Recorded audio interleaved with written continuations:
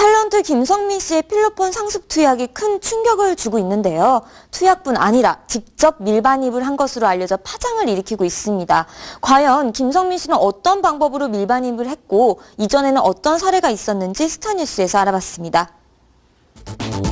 탤런트 김성민의 필로폰 상습 투약 사건으로 연예계가 들썩이고 있습니다. 김성민은 필로폰을 투약한 것은 물론 직접 밀반입을 한 것으로 알려져 더욱 충격을 주고 있는데요. 지난 2008년 4월 필리핀 세부의 한 호텔에서 약 30만 원을 주고 필로폰을 산 뒤 인천공항을 통해 귀국한 김성민은 필로폰을 속옷과 여행 가방에 숨겨 출입국 심사대를 통과한 것으로 밝혀졌습니다.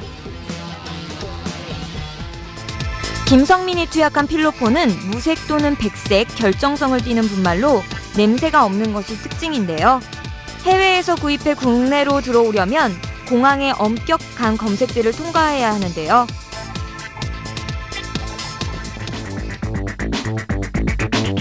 김성민은 필로폰이 엑스레이 투시에 적발되지 않는다는 점을 이용해 필로폰을 속옷에 넣고 검색대를 통과한 것으로 알려졌습니다.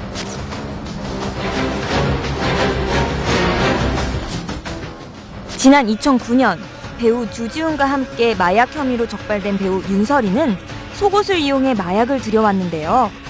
윤설이는 마약 투약자들로부터 1억여 원을 받아 일본을 오가며 엑스터시와 케타민을 국내에 밀반입했고 마약 밀반입을 할 때 여성용 생리대 속에 숨겨놓고 속옷을 덧입는 방법을 이용했던 것으로 알려졌습니다.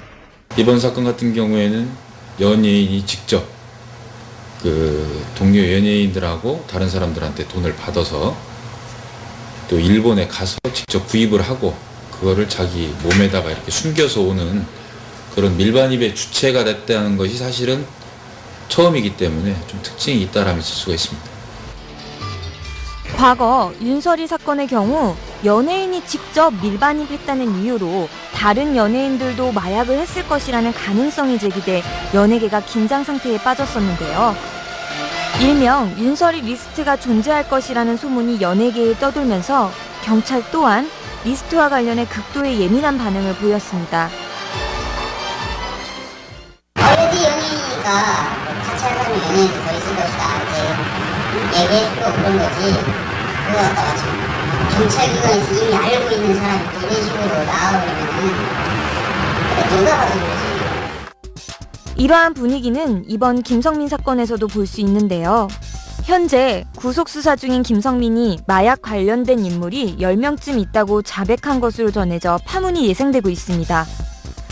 검찰은 이 리스트에는 마약 투약과 판매, 운반에 관련된 인물들이 거론되었으며 이미 구속된 정창걸 외에 유명인 혹은 연예인이 더 포함되어 있을 가능성도 배제하지 않았는데요. 이에 따라 향후 이번 사건의 수사 방향과 범위에 관심이 몰리고 있습니다.